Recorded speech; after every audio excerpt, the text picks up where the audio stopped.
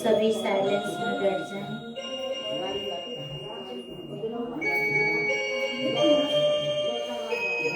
आराम से रिलैक्स होके सभी वाचा से मुक्त हो जाएं।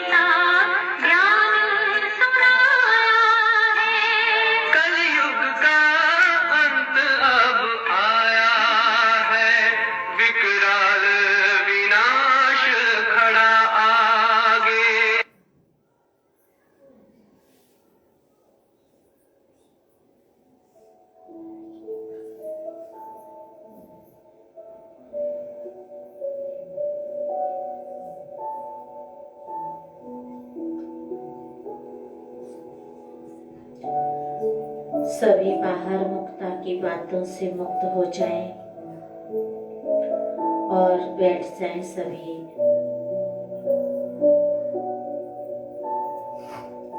अंदर आ जाएं।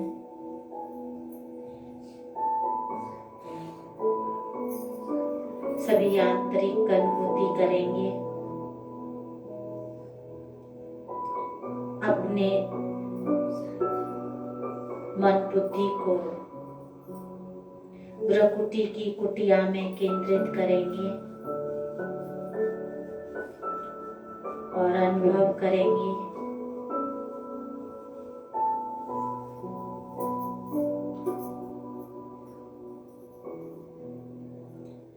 सभी अपने यथास्थान पर बैठ जाएं, मन को एकाग्र करके।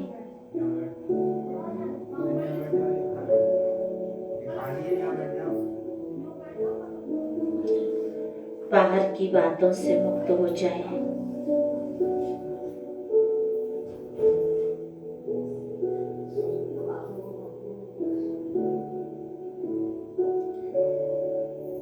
निराकारी ज्योति बिंदु स्वरूप अव्यक्त फरिश्ता स्वरूप की अनुभूति करेंगे।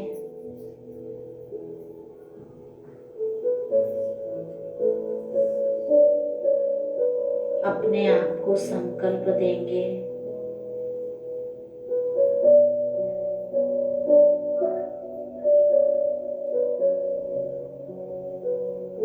मैं एक पवित्र आत्मा हूँ।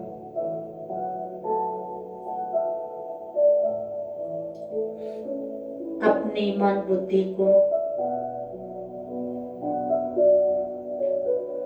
ब्रह्मकुटी की कुटिया में केंद्रित करेंगे।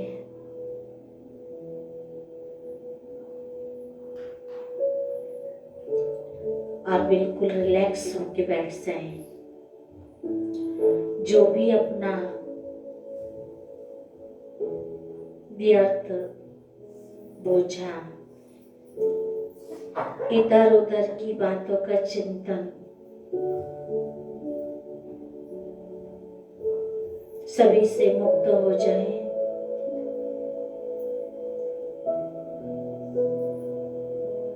अपने मन बुद्धि को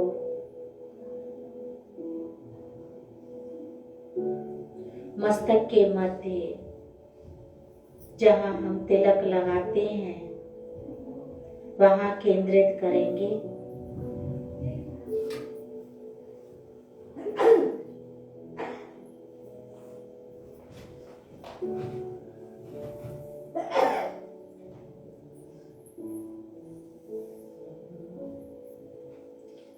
अशरीरी स्थिति का अनुभव करेंगे।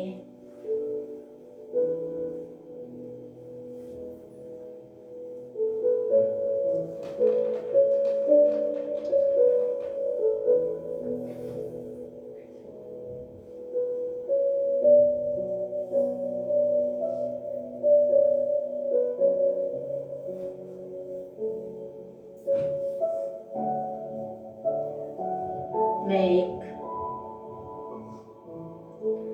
अनादि अविनाशी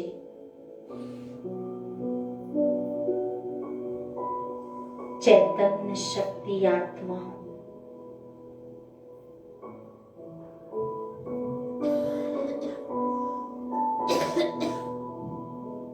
मैं आत्मा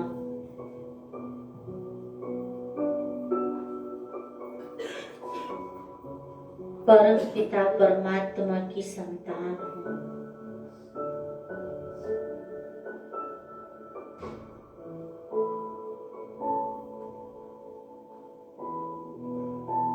ये शरीर मुझे आत्मा का एक वस्त्र है। सभी अनुभूति करेंगे, महसूस करेंगे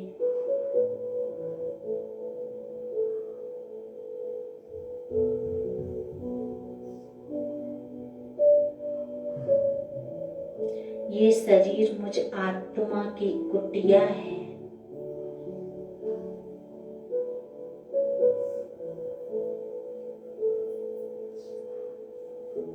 मैं आत्मा मालिक हूँ।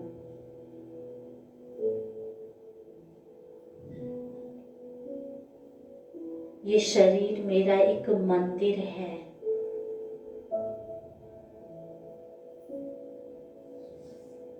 मैं आत्मा इसमें विराजमान मूर्त हूँ।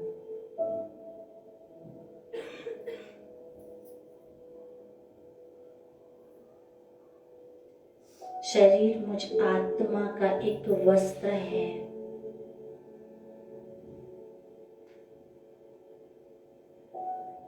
मुझ आत्मा ने शरीर रूपी वस्त्र धारण कर जन्म जन्मांतर पाठ बजाया।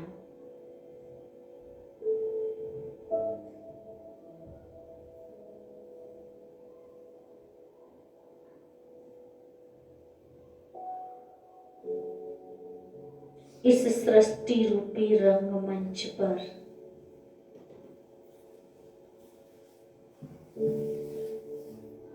मैं आत्मा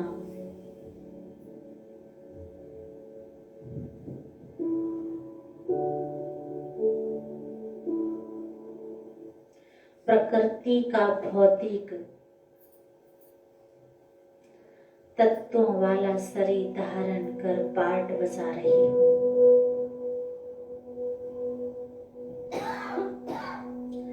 सभी महसूस करेंगे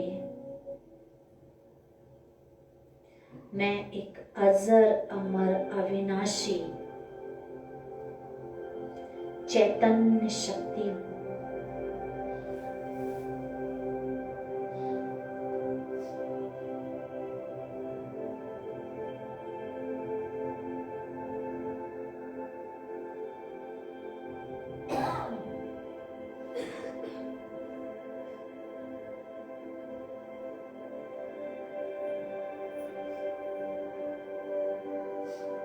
मैं आत्मा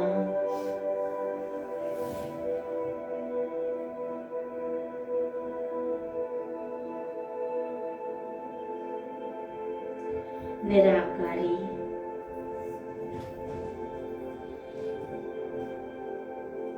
निर्विकारी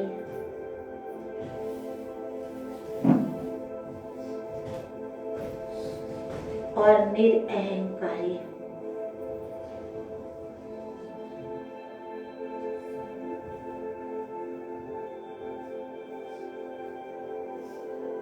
मैं ज्योति बिंदु स्वरूप आत्मा हूँ।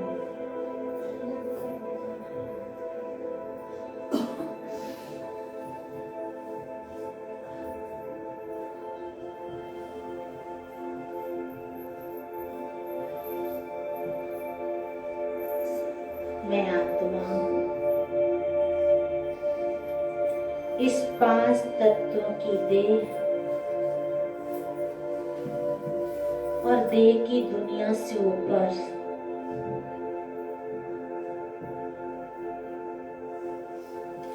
सूर्य चांद तारागण से पार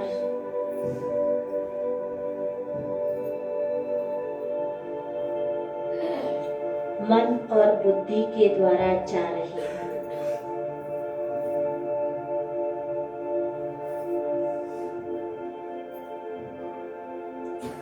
सभी अनुभव करें, मन में महसूस करेंगे और इस देह से न्यारे हो जाएं। मैं एक उड़ता पंछी हूँ।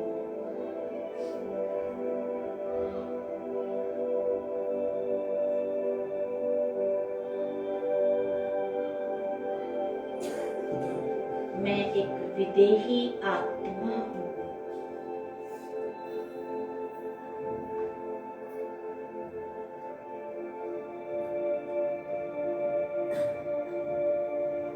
आवाज की दुनिया से परे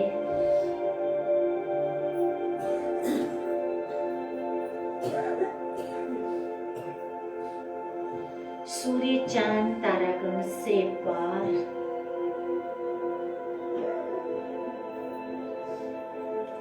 जहाँ लाल प्रकाश ही प्रकाश है।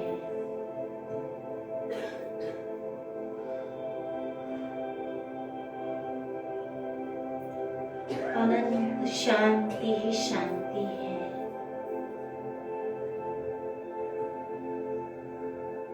मैं आत्मा शांति की दुनिया में प्रवेश करती हूँ।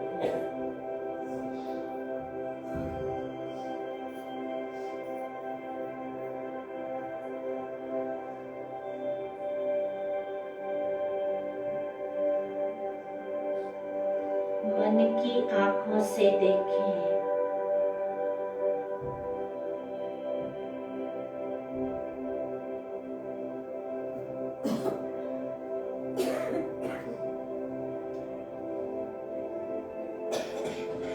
जैसे मैं आत्मा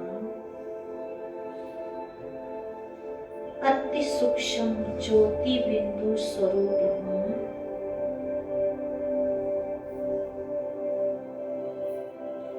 वैसे मेरे पिता परमात्मा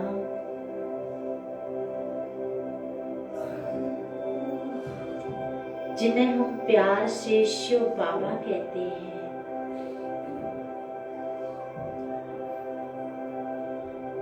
शिव बाबा भी ज्योति बिंदु स्वरूप है।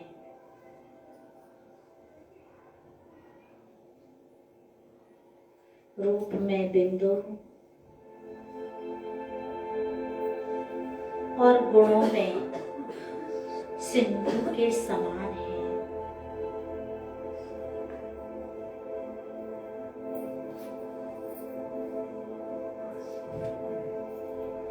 परम पिता परमात्मा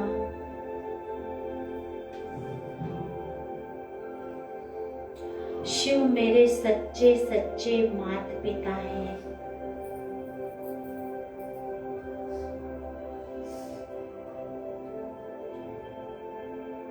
उनसे मेरा जन्म जन्म का नाता है।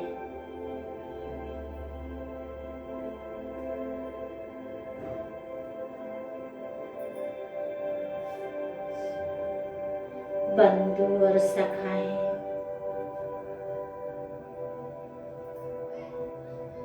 स्वामी हैं, परम हितैषी हैं, कल्याणकारी हैं,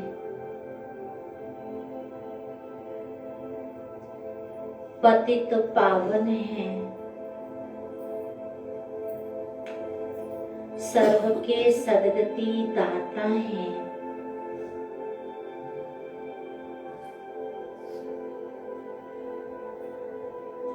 वो मेरे प्यारे बाबा हैं।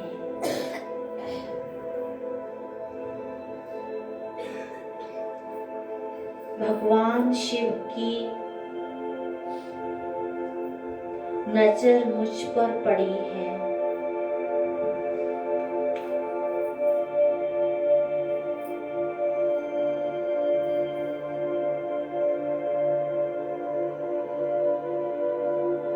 भगवान शिव की छत्र छाया मेरे ऊपर है।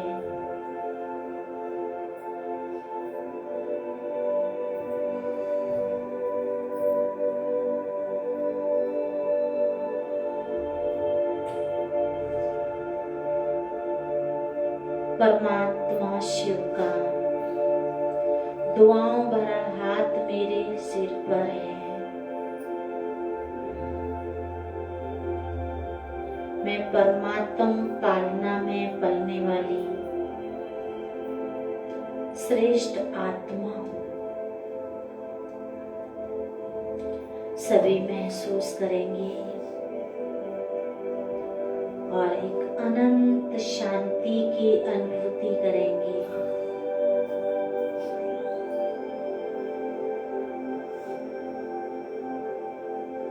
मेरे पिता परमात्मा शिव बाबा शांति के सागर हैं।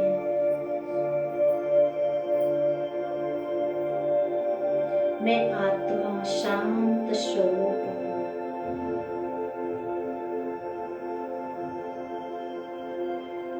शांति की किरणें शांति के सागर से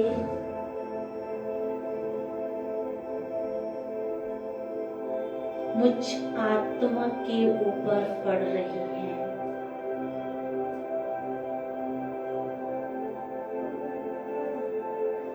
मेरी कर्मेंद्रियां शांत और शीतल हो रही है।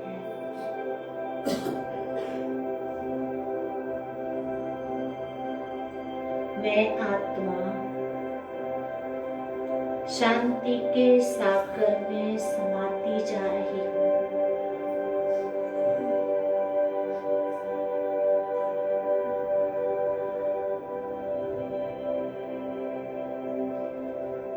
शिव बाबा सुख के सागर हैं। मैं आत्मा सुख स्वरूप हूँ।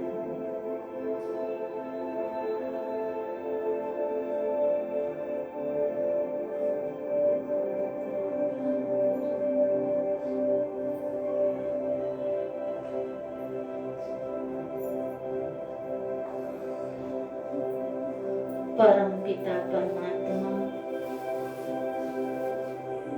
जिसे हम प्यार से शिव बाबा कहते हैं, शिव बाबा आनंद के सागर हैं। मैं आत्मा आनंद स्वरूप हूँ।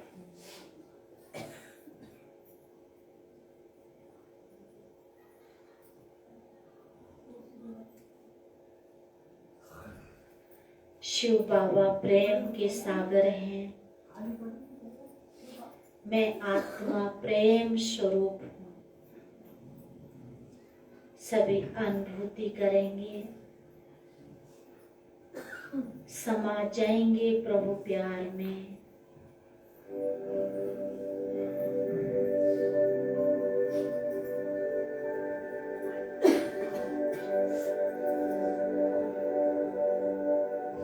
सर्वशक्तिमान की संतान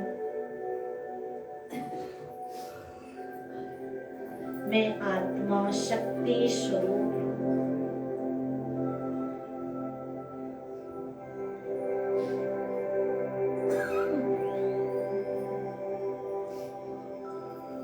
पवित्रता के सागर से पवित्र किरणें मुझ पर आ रही हैं।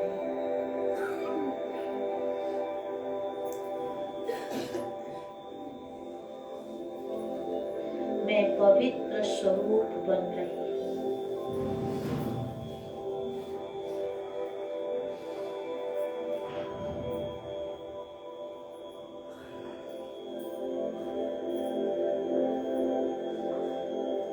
सभी महसूस करें, परम पिता परमात्मा की याद से मेरे जन्म जन्म के पाप नष्ट हो रहे हैं।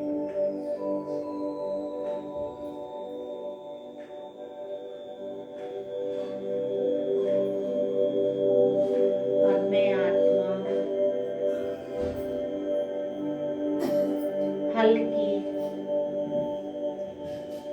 लाइट प्रकाश स्वरूप बनती जा रही है।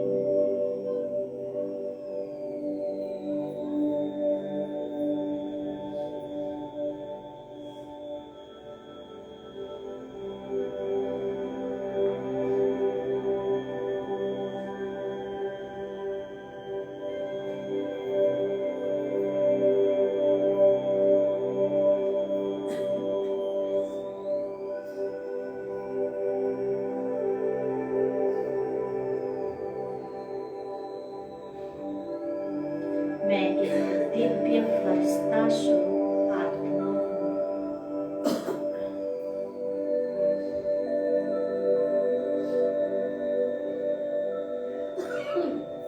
मैं एक विदेही आत्मा हूँ।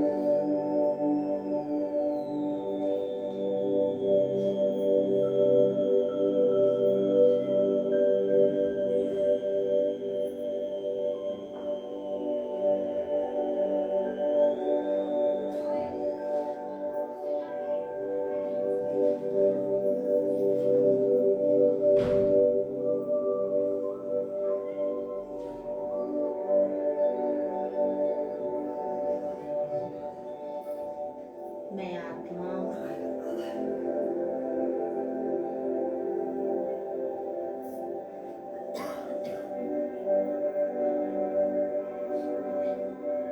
परमात्मा की सर्व शक्तियों का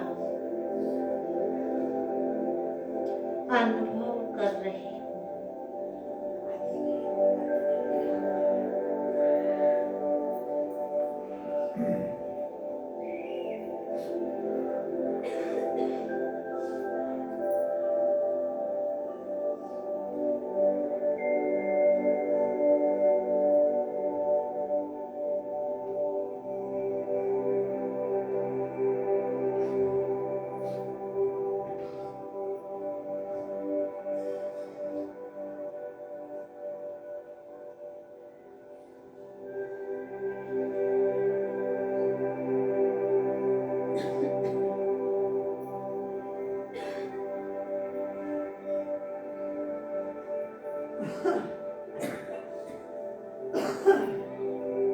समा जाए शांति के सागर में, परमात्म प्रेम में खो जाए।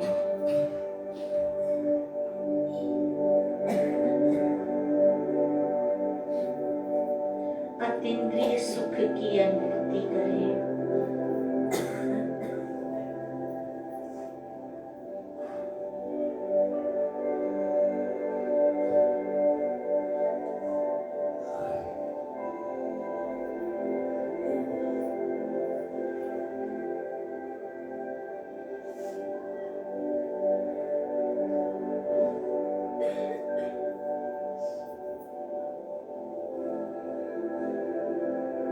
परमात्मा से प्राप्त शक्तियों को सारे विश्व में फैलाएं। सबके प्रति शुभ भावना और शुभ कामना के वाइब्रेशन दें।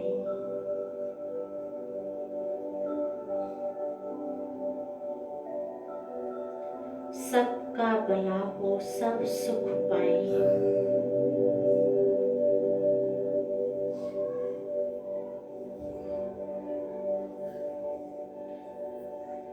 ऐसी अनुभूति करते हुए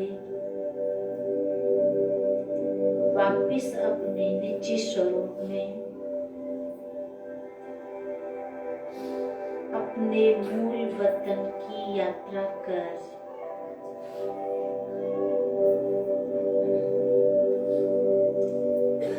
स्वस्थिति में स्थित हो जाए।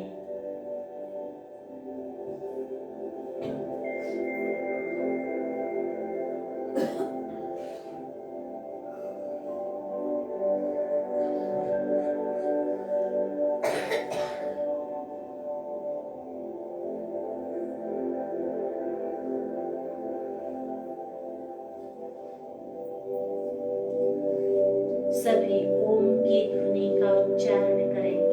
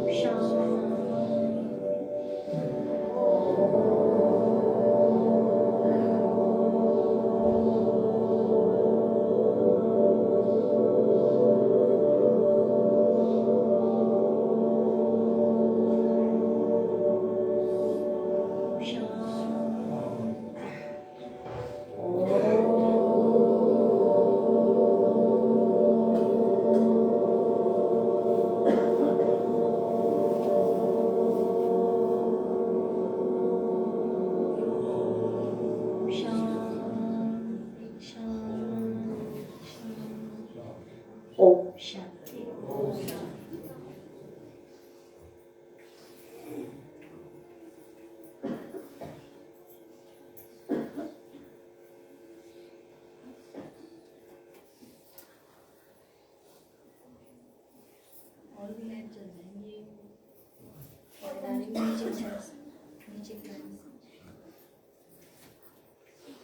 ओम शांति। ओम शांति। अभी हम सभी आज प्यारे बाबा की मुरली के मधुर महावाक्य सुनेंगे। 18 तारीख की वाणी है। आज बाबा कहते हैं, मीठे बच्चे जी मीठे बाबा। कैसे बोलना है? जी मीठे बाबा। पिताश्री के पुण्य स्मृति दिवस पर सुनाने के लिए बाप दादा के मधुर महावाक्य। मुरली का हेडलाइन है, बाबा कहता, मीठे बच्चे, बाप की दिल अंदर बच्चों को सदा सुखी बनाने की फर्स्ट क्लास आस रहती है। देखो प्यारे बाबा ने कितनी अच्छी बात कही कि बाप की दिल अंदर बच्चों को सदा सुखी बनाने की फर्स्ट क्लास आस रहती है। बाबा हम बच्चों को सदा ही सुखी बनाना चाहते हैं। तो बाबा की ऐसी फर्स्ट क्लास आस रहती है। बाप यही चाहते हैं कि मेरे बच्चे लाइक बन स्वर्ग के मालिक बने। बाबा चाहते हैं कि मेरे बच्चे क्या बने? स्वर्ग के मालिक बने। ओम शांति। ओम शांति। ओम शांति। ठंडे ठंडे कैसे हो रहे हैं? अच्छा, आवाज नहीं आई ना? ऐसे लग रहा है कि पता नहीं कहाँ परम धाम में चले गए, सूक्ष्म बदन में चले गए, कहाँ चले गए थे सभी? ठंड में चले गए थे? नहीं, यहाँ तो ठंडी नहीं है। जब बाबा की याद में बैठते हैं तो भगवान की सब शक्तियाँ हमारे अंदर आती हैं। तो जब भगवान की शक्तियाँ आती हैं तो ठंडी कहाँ रहती है? भरपूरता होती है ना। तो फिर ठंड पे भी विजय प्राप्त करनी, प्रकृति जीत बनना है। अगर ठंडी लग गई तो फिर प्रकृति जीत कैसे बनेंगे? हैं? अच्छा, जिनको नीचे बैठने में प्रॉब्लम हो तो कुर्सी ले सकते हैं, बाहर कुर्सी रखी है, आराम से कुर्सी पर बैठ जाना। सोफा पे जगह मिले तो सोफा पे बैठ जाना। अच्छा, ओम शांति। बच्चे जानते हैं अभी भगवान सम्मुख बैठकर हमको ज्ञान के गीत सुनाते हैं। अभी बाबा के ज्ञान के गीत सुने?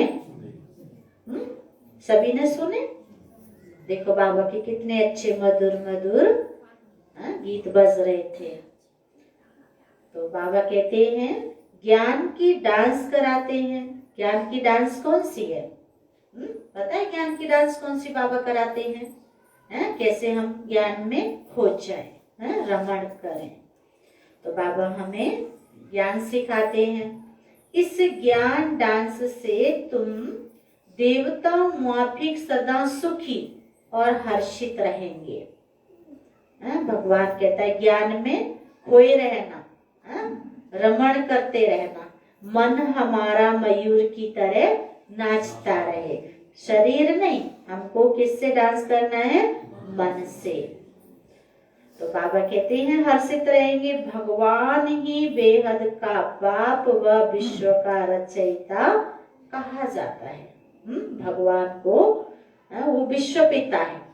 कहते हैं वृक्षपति बार, तो विश्वपति माना सारे संसार रूपी वृक्ष का बीज रूप है, इसलिए वृक्षपति कहते हैं, उससे विश्वपति कहते हैं। तो रचयिता है सारे विश्व का। आत्मा समझती है बाबा हमारे लिए स्वर्ग की सौगात लाए हैं। बाबा ने हमें लक्ष्य दिया। आज तक संसार में हम पढ़ाई करते थे तो हमें लक्ष्य मिलता था डॉक्टर बनना, इंजीनियर बनना, वकील बनना, जज बनना, मिनिस्टर बनना, प्राइम मिनिस्टर बनना, ऐसा ही लक्ष्य होता था। लेकिन परम पिता परमात्मा शिव बाबा हमें ईश्वरीय पढ़ाई पढ़ा रहे। तो शिव बाबा ने हमें लक्ष्य दिया मानव से देव बनना। नर ऐसी करनी करे श्री नारायण बने, और नारी ऐसी करनी करे श्री लक्ष्मी बने, और मानव देवतुल्य बने। तो बाबा ने कहा कि बाबा हमको स्वर्ग की सौगात लेके आई। दुनिया में तो हम कहते चले आ रहे हैं पहले से ही, किसी ने शरीर छोड़ा तो कहते स्वर्ग पधारा, चल बसा, ऐसे ही कहते हैं ना, स्वर्ग पधारा है, चल बसा। तो स्वर्ग पधारा इसका मतलब ये दुनिया क्या है, जरूर नरक है, तभी तो स्वर्ग में गया। तो वहां जाके कहते बस गया। तो वो स्वर्ग गया, तो फिर हम उसको नरक में क्यों बुलाते हैं, क्यों रोते हैं? हमें तो खुश होना चाहिए कि चलो आत्मा कम से कम इस नरक से तो मुक्त हुई, स्वर्ग में गई। तो बाबा समझाते हैं कि स्वर्ग कोई दुनिया है, कोई चीज है, तभी हम हमेशा से गाते चले आ रहे हैं कि जहाँ डाल डाल पर सोने की चिड़िया करती थी बसेरा, वो भारत देश है मेरा। वास्तव में हमारा ये भारत क्या था, सोने की चिड़िया था। तो जब हमारा भारत सोने की चिड़िया था, है ना, तो उसको हम क्या कहते हैं, राम राज्य है। सोने की चिड़िया था तब क्या था, दुनिया में राम राज्य था। और जब राम राज्य था तो क्या था, एक धर्म था, एक भाषा थी, एक कुल था, एक मर्यादा थी, और एक ही आदि सनातन संस्कृति थी। सनातन देवी देवता धर्म था, है, जो कि प्राय कुर्सी ले लो लोप हो चुका है। तो स्वर्ग का मालिक बनाने के लिए राजयोग सिखाते हैं। कहते हैं बाप को और विश्व के मालिक बने को याद करो। शिव बाबा कहते हैं बच्चे बाप, बाप कौन है, पिताओं का भी पिता, जिसको हम कहते हैं परम पिता। हमारे कितने पिता हैं, 3 पिता हैं, एक शरीर का पिता, एक धर्म का पिता और एक परम पिता। तो अब बाबा यहाँ कहते हैं कि बेहद के, अब बेहद के बाप माना हद का जो पिता है वो 2 बच्चे का, 4 बच्चे का, 10 बच्चे का पिता होगा, है ना। और जो बेहद का पिता है वो सारे विश्व का पिता है या नहीं है? उसके प्रति किसी का बंटवारा नहीं है, वो हम सबका पिता है जो बेहद का है। तो बेहद की बड़ी दुनिया ही रचेंगे, तुम बच्चों के लिए सारी विश्व ही घर है, अर्थात पाठ बजाने का स्थान है। सारा विश्व ही हमारा एक परिवार है, देवी परिवार है। कहते हैं आए एक ही घर से और जाना भी एक ही घाट, अपने अपने कर्म से हो गए 12 बाट। तो जिसने जैसे कर्म किए वैसे वैसे अनेक जातियों में, मतों में, है ना, अनेक भाषाओं में हमने बंटवारा खुद कर लिया है। भगवान ने नहीं बांटा हमको, भगवान ने तो हमें एकता के सूत्र में बांटा।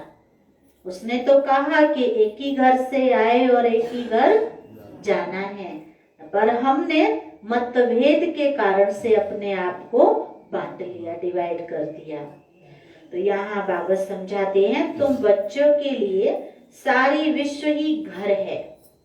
सारी विश्व क्या है, घर है, अर्थात पाठ बजाने का स्थान है। बेहद का बाप आकर के बेहद का विश्व अथवा घर बनाते हैं। परम पिता परमात्मा शिव बाबा बेहद का बाप आकर के क्या करते हैं, बेहद का घर बनाते हैं, विश्व बनाते हैं। तो वह है स्वर्ग। तो ऐसे बाप का बच्चों को कितना शुक्रिया मानना चाहिए। ऐसे शिव बाबा का, परमात्मा का कितना शुक्रिया मानना चाहिए। हम कभी शुक्रिया मानते हैं? भगवान का शुक्रिया करते हैं कभी? कोई अच्छा काम हुआ तो कहेंगे भाई मैंने बहुत अच्छा काम किया, मैं बहुत बुद्धिमान हूँ, मैं बड़ा होशियार हूँ, मैं बड़ा चालाक हूँ, मैं बड़ा, है ना, तो मैंने किया। अच्छा हुआ तो, अगर कुछ गलत हो गया तो फिर क्या कहेंगे? भगवान बड़ा बुरा है। पर भगवान कहता है कि बुरा तो कुछ होता ही नहीं है, जो होता है वो कल्याणकारी होता है। हर बात में कल्याण होता है या नहीं होता है? वो एक राजा की कहानी सुनाते हैं, कथा सुनाते हैं कि वो राजा की उंगली कट गई थी, तो मंत्री ने कहा कि बहुत अच्छा हुआ है, अच्छा हुआ। राजा ने कहा मेरी उंगली कट गई और ये बोलता है कि अच्छा हुआ, इसमें अच्छा क्या हुआ? ये तो गलत हुआ। तो उसने क्या किया, अपने मंत्री को जेल में, कैद में डलवा दिया। अब राजा गया शिकार करने के लिए, तो वहां शिकार करने जंगल में गया था, तो वहां जंगल में काफी डाकू लोग थे, तो उनको बलि चढ़ानी थी। तो उन्होंने देखा कि कोई घुड़सवार आया है, राजा जो था वो सिंपल स्वरूप में था, उन्होंने पकड़ लिया बलि चढ़ाने के लिए, उसको लेके गए देवी के दरबार में। जब देवी के सामने देखे तो देखा तो उनकी तो उंगली कट रही है। उन्होंने कहा कि अरे ये बलि चढ़ाने योग्य नहीं है, उसको वहां से लात मार के भगा दिया। तो राजा आया राजमहल में, तो उसने कहा आज मेरी तो जान बच गई, नहीं तो मेरी तो बलि चढ़नी थी। पर उसने जब कहा था, मंत्री ने तो सही कहा था कि अच्छा हुआ। तो अब उन्होंने कहा कि जो मैंने उसको कैद में डाल रखा है, मंत्री को कैद से मुक्त कर दिया जाए। तो मंत्री जी को मुक्त किया। मंत्री जी जब आए तो फिर मंत्री ने कहा कि राजा साहब ये भी बहुत अच्छा हुआ। कि ये क्या अच्छा हुआ, मैंने तुझे कैद कर दिया तो अच्छा क्या हुआ, ये तो बुरा हुआ। कि नहीं, बहुत अच्छा हुआ। यदि आप मुझे जेल में नहीं डालते तो आप शिकार करने जाते तो आपके साथ मैं ही जाता, तो आपकी तो बलि चढ़ती नहीं।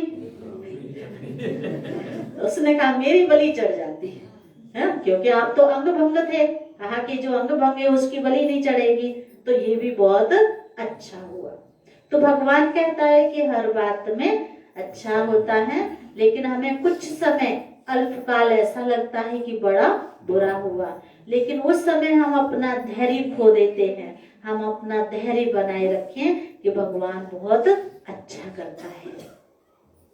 तो विश्व का रचयिता बाप डायरेक्ट समझा रहे हैं, हम तुमको विश्व का मालिक बनाने आया हूँ, तो तुम्हारा स्वभाव बहुत फर्स्ट क्लास चाहिए। तुम्हारा स्वभाव कैसा होना चाहिए? बहुत ही फर्स्ट क्लास। फर्स्ट क्लास स्वभाव किसको कहेंगे? फर्स्ट क्लास अच्छा स्वभाव किसको कहेंगे? किसको मानते हैं? मीठा बोलना, धीरे बोलना, कम बोलना, सबके साथ अच्छा व्यवहार करना, सभ्यता से रहना। तो बाबा कहते हैं फर्स्ट क्लास चाहिए। तुम्हारी चलन ऐसी होनी चाहिए जो सब कहें कि यह तो जैसे क्या है, देवता है। कई बार क्या होता है, कोई शरीर छोड़ जाते हैं और बहुत अच्छे होते हैं, सज्जन होते हैं, तो हम क्या कहते हैं, वो तो गौ की तरह थे, देवताओं की तरह थे, बिल्कुल देवता थे। तो पता नहीं क्यों उनको इतना कष्ट मिला। उन्होंने कोई गलत काम नहीं किया था, फिर भी इतना कष्ट क्यों मिला? तो फिर जो बुद्धिमान होते हैं या जिनको कहे महापुरुष होते हैं, फिर वो क्या कहते हैं, वो समझाते हैं कि इस जन्म में इन्होंने गलत नहीं किया, लेकिन जरूर किसी अगले जन्म में इन्होंने ऐसा कर्म किया जिसका परिणाम इस जन्म में इनको भोगना पड़ रहा है। तो जो कुछ मिल रहा है वो हमारे कर्मों का ही फल हमें प्राप्त हो रहा है। चाहे वो दुख के रूप में मिले या सुख के रूप में मिले या किसी भी प्रकार से हमारे सामने आ सकता है। तो हम कभी भी नीरस ना हो, हंस करके उसको स्वीकार कर ले, हंस करके उसको काट लें, हम अपने आप को समझा लें। देवताएं नामी ग्रामी हैं, कहते हैं इनका स्वभाव एकदम देवताई है, बिल्कुल मीठे शांत स्वभाव के हैं। देवताओं को देखो, लक्ष्मी नारायण को देखो, कान्हा जी को देखो, देवताएं कैसे हैं, सदा ही मुस्कुराते, हंसते देखो देवताओं का। सदा ही हमें वरदान दे रहे हैं, शक्ति दे रहे हैं, कभी भी उदास नहीं है, निराश नहीं है, हिम्मतहीन नहीं है। तो बाबा हमें सिखा रहे हैं। तो ऐसे बच्चों को बाप भी देख खुश होते हैं। बाबा स्वर्ग का मालिक बनाने आते हैं, तो तुम्हें कितना मददगार बनना चाहिए। परम पिता परमात्मा शिव बाबा हमें स्वर्ग का मालिक बनाने आए हैं। तो बाबा कहता बच्चे तुम्हें कितना मददगार बनना चाहिए, बनना चाहिए ना। अच्छे कार्य में हमें मदद करनी चाहिए, क्योंकि वही हमारा अपना पर्सनल कमाई का साधन है, वही हमारी कमाई है, वही हमारे साथ जाने वाली है। तो सर्विस में आप ही लग जाना चाहिए, ऐसे नहीं मैं थक गया हूँ, फुर्सत नहीं है, हैं? कई लोग ऐसे होते हैं, थोड़ी सी सेवा कर लेते हैं तो फिर क्या कहते हैं, बस हाँ मैं तो थक गया। तो बाबा कहते समय पर सब काम करने में क्या है, कल्याण है, सब सेवा करने में कल्याण है। यज्ञ सर्विस का इजाफा शिव बाबा देते हैं। बाबा बच्चों को देवी चलन देखते हैं तो क्या होता, बाबा बच्चों की जब देवी चलन देखते हैं तो क्या करते हैं, और खुशी होती है, और बाबा कुर्बान जाते हैं। कहते हैं हमने कहा भगवान आप आओगे तो बलिहार जाए, हैं हम ऐसे कहते हैं, लेकिन ये भी कहते हैं होते आए भगवान भगत के वश में, ऐसे भी कहते हैं ना। तो भगवान भी तो भक्तों के वश में होते हैं। एक पंक्ति में ये भी कहते हैं, माया वो एक कहावत में कहते हैं, माता अनुसुईया ने डाल दिया पालना और झूल रहे तीनों देव बन करके लालना। तो वो भी क्या है, वो प्रेम है ना, भक्त के वश में है ना, अनुसुईया मैया के वश में हो गए ना तीनों देव। तुम बच्चे इस पढ़ाई से कितनी ऊंच कमाई करते हो, तुम पद्मा पद्मपति बनते हो, बाबा तुम्हें कितना धनवान बनाते हैं। देखो शिव बाबा कह रहे बच्चे कितना, और वो खुद कितना धनवान है। हमारे भारत में देखो जो पुराने से पुराने मंदिर मिलेंगे तो वो शिव के ही मिलेंगे, सबसे पुराने मिलेंगे वो पहले शिव के मिलेंगे, और जो शिव के मंदिर मिलेंगे वो ऊंचे से ऊंचे स्थान पे मिलेंगे, पर्वतों पे हैं, अधिकतर पहाड़ों पे बड़ी चढ़ाइयां होगी, हैं, ऊंचे स्थानों पे मिलेंगे। तो शिव के मंदिर, फिर उसके बाद हमारे पूज्य देवी देवता राधे कृष्ण लक्ष्मी नारायण सीता राम, है ना, फिर उन देवी देवताओं के मंदिर मिलेंगे। उसके बाद में फिर धर्म स्थापकों के मंदिर मिलेंगे, जिन्होंने जो जो धर्म की स्थापना की उनके मंदिर मिलेंगे, और फिर उसके बाद में धर्म के जो अनुयायी हुए है ना उनके मिलेंगे। तो बाबा समझाते हैं, बाप तुमको अखुट खजाने में ऐसा वजन करते हैं जो 21 जन्म साथ रहेगा। शिव बाबा हमें इतना देते हैं कि बाबा कहता बच्चे 21 जन्म, एक जन्म नहीं बल्कि 21 जन्म कर लो कमाई, 21 जन्मों की आया है शिव बाबा कराने। तो कभी बाबा कहते वहां दुख नहीं होगा और कभी अकाले मृत्यु भी नहीं होगी, मौत से कभी डरेंगे नहीं। यहाँ कितना डरते हैं रोते हैं, तुमको तो खुशी है। बाबा कह रहे हैं जानते हो यहाँ कितना डरते हैं रोते हैं, लेकिन तुमको तो खुशी है। किस बात की खुशी है? बताओ तुमको किसकी खुशी है खुशी? हमें भगवान मिला है ना, स्वर्ग का वर्षा मिला तो खुशी है। ये पुराना शरीर छोड़ जाए, नई दुनिया में प्रिंस बनेंगे। तुम इस पुरानी दुनिया से ममत्व मिटाते रहो, इस देह को भी भूलते जाओ। हम आत्मा इंडिपेंडेंट हैं, बस एक बाप के सिवाय और किसी की याद ना आए। देखो शिव बाबा ने कितनी अच्छी बात कही, बच्चे एक परम पिता परमात्मा की सिवाय और किसी देहधारी की याद ना आए। जीते जी जैसे कि मौत की अवस्था में रहना है, इस दुनिया से मर गए कहते भी है ना, आप मुए तो मर गई दुनिया। कहते अपने बिना मरे स्वर्ग नहीं दिखता है। तो बाबा कहता शरीर के भान को उड़ाते रहो, एकांत में बैठ ये अभ्यास करो। बाबा बस अभी हम आपकी गोद में आए कि आए हैं। जब बाबा की याद में बैठे तो ऐसी अवस्था बन जाए कि हम बाबा आपकी गोद में आए कि आए। तो बाबा समझाते हैं एक की याद में शरीर का अंत हो, इसको कहा जाता है एकांत।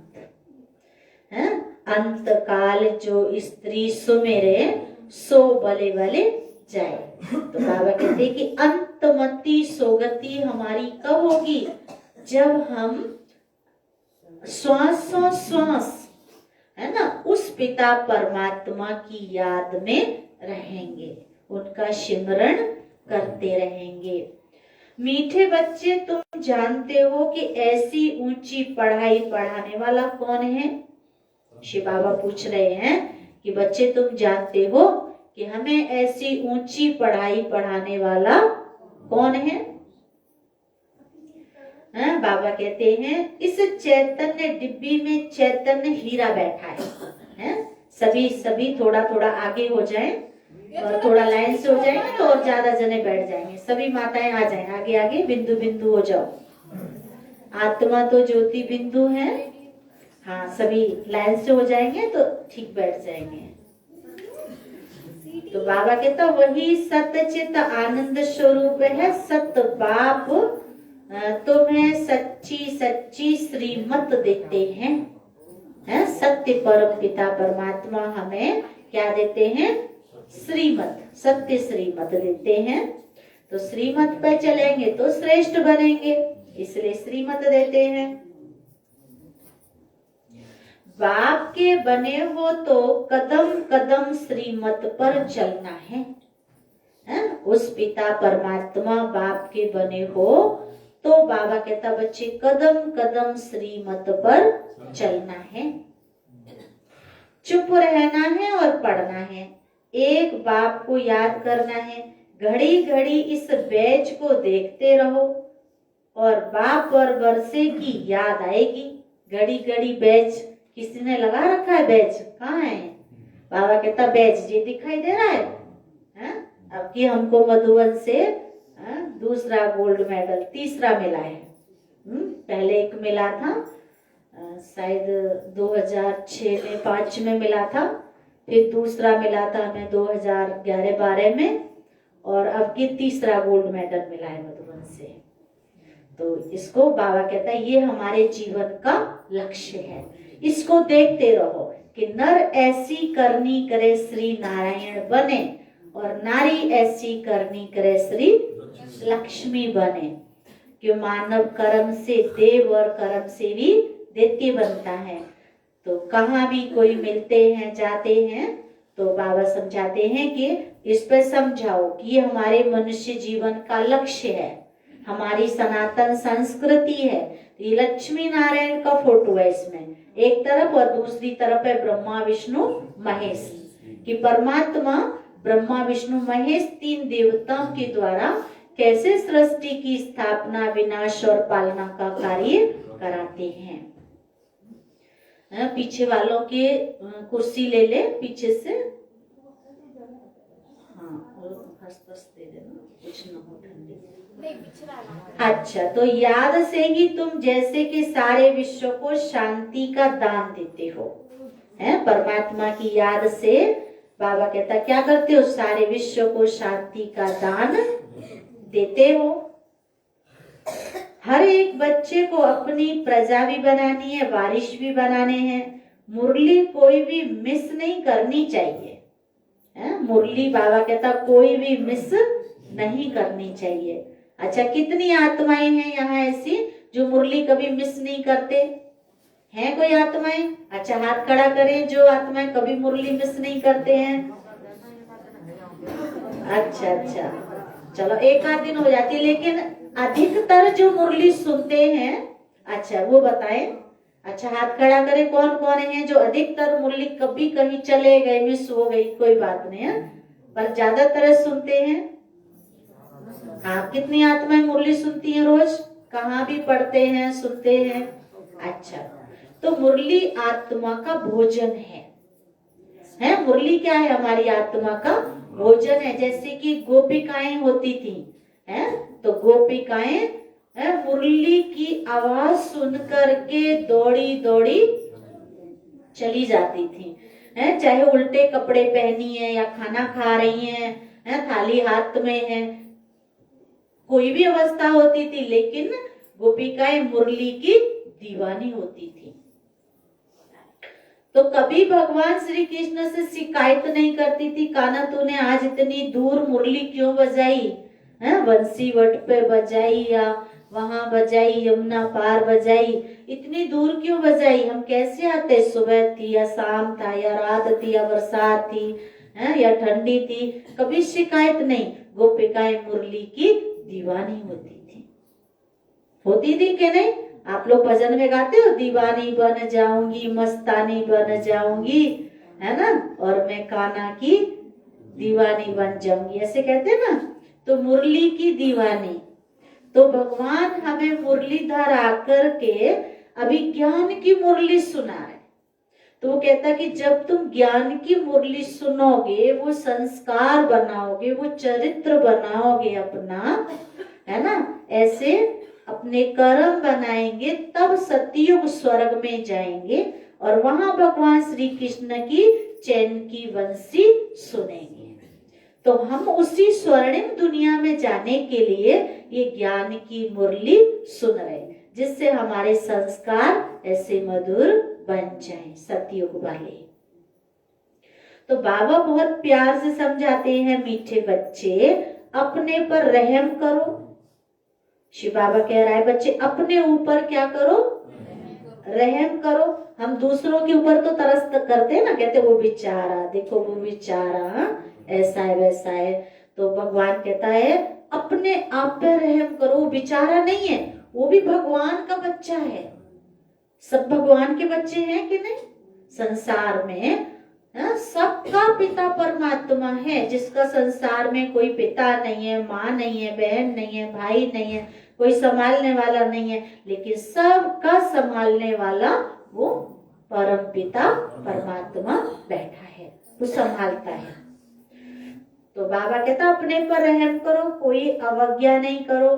जो खुशबूदार फूल है वो खींचते हैं, जो जैसा है ऐसी सर्च लाइट देने की कोशिश करते हैं, जो जैसा है, बाबा कहता बच्चे ऐसी सर्च लाइट देने की कोशिश करते हैं। तो गुणवान बच्चों को देख प्यार में, खुशी में नैन गीले हो जाते हैं। कुछ तकलीफ होती है तो बाबा सर्च लाइट देते हैं, बाबा कहता है कि अगर कोई तकलीफ होती है तो बाबा हम बच्चों को क्या करते हैं, सर्च लाइट देते हैं। बाबा समझाते हैं मीठे बच्चे तुम्हें इस पुरानी दुनिया में कोई भी आश नहीं रखनी है। शिव बाबा क्या कह रहे बच्चे, तुम्हें इस कलयुगी पुरानी दुनिया में कोई भी आश नहीं रखनी है, क्योंकि दुनिया नश्वर है, शरीर भी नश्वर है। अब तो एक ही श्रेष्ठ आश रखनी है कि हम तो चले सुख धाम। एक ही श्रेष्ठ आश रखनी है कि हम चले अपने सुख धाम। सतयुग में चलने के लिए अच्छा पुरुषार्थ करने की आश रखनी है। कहाँ भी ठहरना नहीं है, देखना नहीं है, आगे बढ़ते जाना है। यहाँ माताएं क्या करती हैं, देखती हैं पीछे कौन आया। हम तो आगे आ गए, लेकिन पीछे कौन आया, पीछे कोई आएगा ना तो बस सबकी नजर ना पीछे जाएगी। अब भगवान कहता पीछे वालों को नहीं देखना है, हमें तो आगे वालों को देखना है, आगे बढ़ना है। पीछे देखेंगे तो पीछे रह जाएंगे, इसीलिए एक तरफ ही देखते रहो, तभी ही अचल अडोल स्थिर अवस्था रहेगी। अब ये दुनिया खत्म होनी ही है, इसकी बहुत सीरियस हालत है। इस कलयुगी दुनिया की शिव बाबा कहता बच्चे बड़ी सीरियस हालत है। इस समय सबसे अधिक गुस्सा तो प्रकृति को आता है, इसलिए सब खलास कर देती है। आज देखो प्रकृति अपना प्रकोप दिखाती है, कभी बरसात के रूप में, कभी ठंडी के रूप में, तो कभी गर्मी के रूप में, तो कहीं सुनामी के रूप में, तो कभी चक्रवात के रूप में, कभी भूकंप के रूप में दिखाती है ना। तो प्रकृति भी दूषित हो चुकी है, इसीलिए अपना प्रकोप दिखा रही है। तो प्रकृति को भी तो पवित्र बनाना है, सत्व प्रधान बनाना है, प्रकृति को भी हमें अच्छे वाइब्रेशन देने हैं। तुम जानते हो ये प्रकृति अभी अपना गुस्सा जोर से दिखाएगी, सारी पुरानी दुनिया को डुबो देगी। देखो केदारनाथ पर कैसा हुआ, कई बार देखते हैं कहाँ कहाँ हलचल होती है। अर्थक्वेक में मकान आदि सब गिर पड़ेंगे, अनेक प्रकार से मौत होंगे। ये सब ड्रामा का प्लान बना हुआ है, इसमें दोष किसी का भी नहीं है। जैसे वृक्ष साल में एक बार पतझड़ होता है, ऐसे ही बाबा कहते हैं कि दोष किसी का नहीं है, परिवर्तन होगा। कलयुग खत्म होगा तो सत्युग आएगा, सत्युग आएगा तो कुछ चेंजेस आएगी। विनाश तो होना ही है, इसलिए तुम्हें इससे बुद्धि का युग हटा देना है। तुमने तो अपना सब कुछ इंश्योर कर दिया है, इसलिए तुम्हें किसी भी प्रकार की चिंता नहीं है। चिंता है, किसी को चिंता लग रही है? बाबा कहता है कि तुमने क्या कहा भगवान के सामने, तन मन धन सब तेरा, क्या लागत मेरा। तो इंश्योर कर दिया ना उसको, उसका है ना, वो संभालेगा, है ना। आप तो निमित्त मात्र हो, निमित्त हो ना, सब कुछ उसका है। तुम्हारा सब कुछ सफल हो रहा है। अब तुम कहेंगे वाह सतगुरु वाह। संसार में बाबा कहता रास्ता दिखाने वाले अनेक गुरु हैं, अनेक गुरु हैं ना, हमें मार्ग दिखाते हैं कि आप इस मार्ग से और मुक्ति में, जीवन मुक्ति में पहुंच सकते हैं। लेकिन जो सदगति दाता है, सतगुरु है, जो गुरुओं का भी गुरु है, जो सदगति दाता, वो परमात्मा एक है। तो गुरु अनेक हैं और सतगुरु एक है। जिसने हमको ये रास्ता बताया है, वाह सतगुरु वाह, वाह ड्रामा वाह। तुम्हारे दिल से निकलता शुक्रिया बाबा आपका, जो हमारे 2 मुट्ठी चावल लेकर हमें सेफ्टी से भविष्य में 100 गुना रिटर्न देते हो। किसका मिसाल है? सुदामा का है। क्या मिसाल है सुदामा का? मुट्ठी चावल लिए तो महल माणिया मिल गए। तो बाबा कहता है यहाँ अपने मुट्ठी चावल आप सफल करते हो तो भगवान स्वर्ग में हमको महल माणिया सब कुछ रिटर्न देते हैं। परंतु इसमें भी बच्चों की बड़ी विशाल बुद्धि चाहिए। बच्चों को अथाह ज्ञान धन का खजाना मिलता रहता है, तो अपार खुशी होनी चाहिए ना। जितना हृदय शुद्ध होगा तो औरों को भी शुद्ध बनाएंगे। अपना हृदय जितना शुद्ध होगा, अपने विचार शुद्ध होंगे, पवित्र होंगे, तो औरों को भी बनाएंगे। योग की स्थिति से हृदय शुद्ध बनता है। तुम बच्चों को योगी बनाने का शौक होना चाहिए। देखो कितनी अच्छी बात कही बाबा ने। बच्चे तुमको क्या होना चाहिए? किस चीज की हॉबी होनी चाहिए? शौक कहते हैं ना, बड़ा शौक है। तो योगी बनने और योगी बनाने की हॉबी, बाबा कहते शौक होना चाहिए। अगर देह में मोह है, देह अभिमान रहता है, तो समझो हमारी अवस्था बहुत कच्ची है। हमारी श्रीमद् भगवत गीता का पहला अध्याय और लास्ट अध्याय कौन सा है पता है सबको? हमारी गीता का अध्याय, क्योंकि सर्व शास्त्र में शिरोमणि श्रीमद् भगवत गीता है। जितने हमारे शास्त्र वेद हैं सबकी रचना ऋषि मुनियों ने की और गीता का उपदेश भगवान वाच्य है। तो भगवान ने कहा उसका पहला अध्याय कौन सा है? नष्टो मोहा स्मृति लब्धा, है ना। पहला अध्याय है मोह को खत्म करो, और दूसरा फिर कहा काम महाशत्रु है, काम जीते जगत जीत, है ना। तो इंसान को है जवानी में तो काम सताता है, वासनाएं सताती हैं, और फिर बुढ़ापे में मोह। दो चीजें ही है ना। बुढ़ापे में फिर मोह सताता है, ये मेरा ये मेरा ये मेरा है। फिर कहते हैं ना मूंद से ज्यादा ब्याज अच्छी लगती है, ऐसे कहते हैं। तो प्रेम रखना है, संभालना है, निमित्त भाव रखना है, लेकिन ऐसा मोह नहीं रखना है। कैसा मोह नहीं रखना है? जो हमारी अंतमति होने में ही रुकावट आ जाए।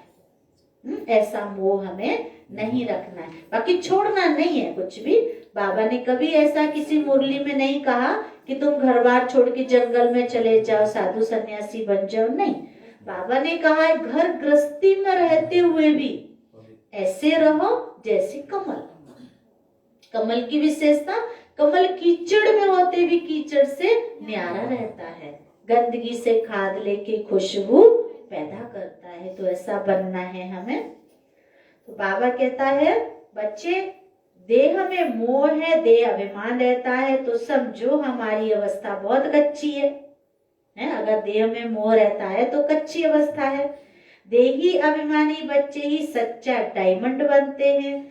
इसलिए जितना हो सके देही अभिमानी बनने का अभ्यास करो, आत्मा के स्वरूप में रहने का अभ्यास करो। ये भी आत्मा, ये भी आत्मा, ये भी आत्मा, सबके अंदर कौन है?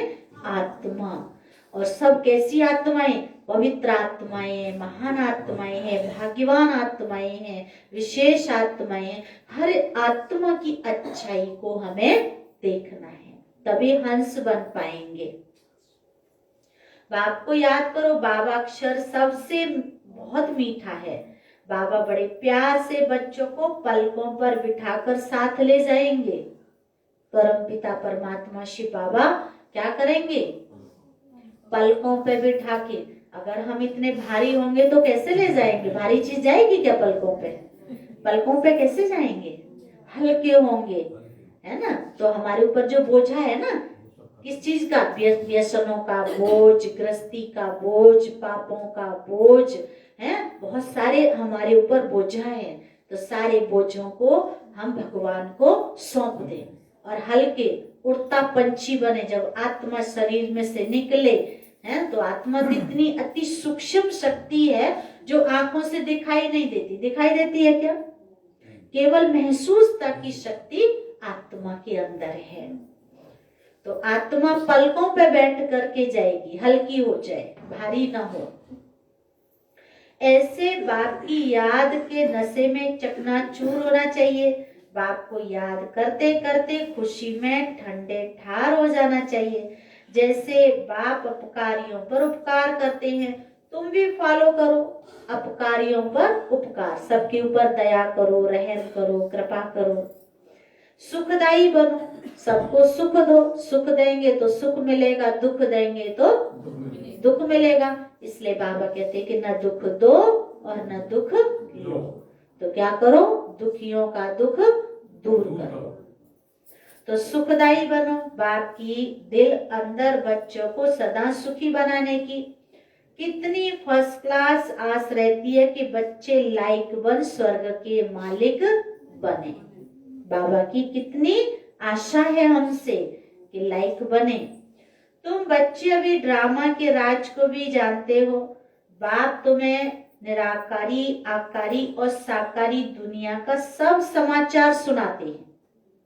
आकारी, साकारी और निराकारी तीनों दुनिया का बाबा समाचार सुनाते। आत्मा कहती है अभी हम पुरुषार्थ कर रहे हैं नई दुनिया में जाने के लिए, हम स्वर्ग में चलने लायक जरूर बनेंगे, अपना और दूसरों का कल्याण करेंगे। अच्छा, बाप मीठे बच्चों को समझाते हैं, बाप दुख हरता सुख करता है, तो बच्चों को भी सबको सुख देना है। क्या करना है? सबको सुख देना है। हमारा जो पिता परमात्मा है, जिसको हम प्यार से शिव बाबा कहते हैं, वो क्या है? दुख हरता सुख करता है, तो हमें भी सबको सुख देना है। तो बाबा कहता है बाप का राइट हैंड बनना है। ऐसे बच्चे ही बाप को प्रिय लगते हैं, शुभ कार्य में राइट हैंड को ही लगाते हैं। कोई भी हम शुभ कार्य करते हैं तो क्या करते हैं? सीधा हाथ लगाते हैं ना, राइट हैंड। तो ऐसे ही भगवान कहता हमें भी उनकी मददगार राइट हैंड बनना है। ऐसे बच्चे ही बाप को प्रिय लगते हैं, शुभ कार्य में राइट हैंड को ही लगाते हैं। तो बाप कहते हर बात में राइटियस बनो। हर बात में क्या बनो? राइटियस, सच्चे बनो। है हेरा फेरी, झूठ, है बदले की भावना, ईर्ष्या, नफरत, है ऐसी जैसी, ये चीजें मन में अगर जरा भी होंगी तो हम मंजिल पर पहुंच नहीं पाएंगे। इसीलिए अंदर से निकाल दो, हल्के हो जाओ। एक बाप को याद करो तो फिर अंतमति सुगति हो जाएगी। इस पुरानी दुनिया से ममत्व मिटा दो। इस कलयुगी दुनिया से ममत्व मिटा दो। ये तो कब्रिस्तान है। धंधा दोरी बच्चों आदि के चिंतन में मरे तो मुफ्त अपनी बर्बादी कर देंगे। देखो शिव बाबा कितनी अच्छी बात कह रहे हैं। अगर इस सांसारिक झमेलों में मरे तो क्या करेंगे? अपनी ही बर्बादी कर देंगे। आत्मा की सदगति नहीं होगी, मुक्ति नहीं मिलेगी। फिर शिव बाबा को याद करने से तुम बहुत आबाद होंगे। देह अभिमान में आने से बर्बादी हो जाती है। दुनिया में जितने लड़ाई झगड़े मारा मारी है वो किस बात की है? देह अभिमान की है। अभिमान के कारण से ही है ना, मैं मेरा और तू तेरा, मैं बड़ा के मैं बड़ा। वो कितना है? किस चीज का? ये देह भी तो मेरी नहीं है ना, ये तो मिट्टी का पुतला है और मिट्टी में ही विलीन हो जाने वाला है। तो देही अभिमानी बनने से आबादी होती है। धन की भी बहुत लालच नहीं रखनी चाहिए। देखो शिव बाबा क्या कह रहे, बच्चे तुम्हें धन की भी बहुत लालच नहीं रखनी चाहिए। अब धन की क्यों नहीं रखनी चाहिए? क्यों नहीं धन की लालच रखनी चाहिए? क्यों कहते दुनिया में हम सबसे पूछते हैं, कई बार ये पूछते हैं कि ये बताओ कि आज संसार में सबसे ज्यादा जरूरतमंद चीज इंसान को क्या चाहिए? ऊपर ही बैठ जाओ ना, खाली पड़ा सोफा, तो सब लोग क्या कहते? धन चाहिए है। हमारे पास धन है बहुत, और हम मार्केट चले जाएं तो क्या धन से हम शांति खरीद के ला सकते हैं? सुख खरीद के ला सकते हैं? और भौतिक सुख के साधन हमारे पास में हैं, लेकिन हमारे पास मन की शांति नहीं है, तो फिर धन का क्या करेंगे? आज देखो बहुत बड़े बड़े टाटा बिरला धनवान हैं, लेकिन उनको दिन का चैन नहीं है और रात की नींद नहीं है, बेचैन है। और सबसे ज्यादा बीमारियां भी किनको हैं? जो सबसे ज्यादा धनवान है उनको ही होती है ना। कम धनवान को कम बीमारी होती है, चिंता ही नहीं होती है। तो ज्यादा धन है, होना भी चाहिए, ये नहीं है, पर उसमें भी इच्छा मात्र अविद्या है। ठीक है, जितना है ठीक है, नहीं है तो भी ठीक है। हम वहां अपने अंदर कौन सा गुण धारण करेंगे? संतुष्टता का। संतुष्ट मणि बनना है हमें। तो शिव बाबा को याद करने से तुम बहुत आबाद होंगे। देह अभिमान में आने से बर्बादी होती है, देही अभिमानी बनने से आबादी होती है। धन की भी बहुत लालच नहीं रखनी चाहिए। उसी फिक्रात में शिव बाबा को भी भूल जाते हैं। कई बार तो धन क्या होता है, नींद उड़ा देता है।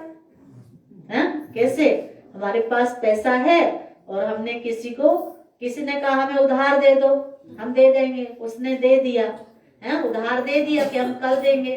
अब कल नहीं दिया, परसों नहीं दिया उसने, महीना हो गया, 15 दिन हो गया, तो भगवान कहाँ याद आता है हमको, तो वो इंसान और पैसा ही याद रहता है ना। इसीलिए हाँ, ये देना भी, कर्ज देना भी नुकसान कारक है और लेना भी नुकसान कारक है, दोनों ही नुकसान। कर्ज एक मर्ज है, मर्ज है। ले लिया तो भी टेंशन देगा और दे दिया तो भी टेंशन देगा। बाबा देखते हैं सब कुछ बाप को अर्पण कर फिर हमारी श्रीमत पर कहाँ तक चलते हैं। शुरू में बाप ने भी ट्रस्टियों दिखाया ना। अब देखो शिव बाबा उदाहरण दे रहे ब्रह्मा बाबा का। ब्रह्मा बाबा ने भी ट्रस्टियों के दिखाया, हीरे जवाहरात का व्यापारी था। हम सबके पास क्या है? हम तो एक गोल्ड की चीज भी लेने जाते हैं तो कितना मुश्किल होता है, और बाबा तो हीरे और जवाहरात का व्यापारी था। बड़े बड़े राजा महाराजाओं के साथ संपर्क थे बाबा के, राजघरानों में बाबा की ज्वेलरी जाती थी। तो शुरू में बाबा ने ट्रस्टी होकर के दिखाया। बाबा की जितनी चल अचल संपत्ति थी, बाबा ने क्या किया, एक माताओं बहनों की कमेटी बनाई और उनके नाम इंश्योर कर दिया कि ये सब कुछ भगवान के कार्य के लिए, मेरा कुछ भी नहीं है। तो सब कुछ ईश्वर अर्पण कर खुद ट्रस्टी बन गया। बस ईश्वर के काम में ही लगाना है, विघ्नों में कभी डरना नहीं चाहिए। जहां तक हो सके सर्विस में अपना सब कुछ सफल करना है। ईश्वर अर्पण कर ट्रस्टी बन रहना है, ईश्वर के अर्पण करके फिर बाबा के तब अच्छे ट्रस्टी बन करके रहना है। तो मीठे मीठे सिकीलदे बच्चों प्रति माता पिता बाप दादा का याद प्यार, गुड मॉर्निंग। रूहानी बाप की रूहानी बच्चों को नमस्ते नमस्ते।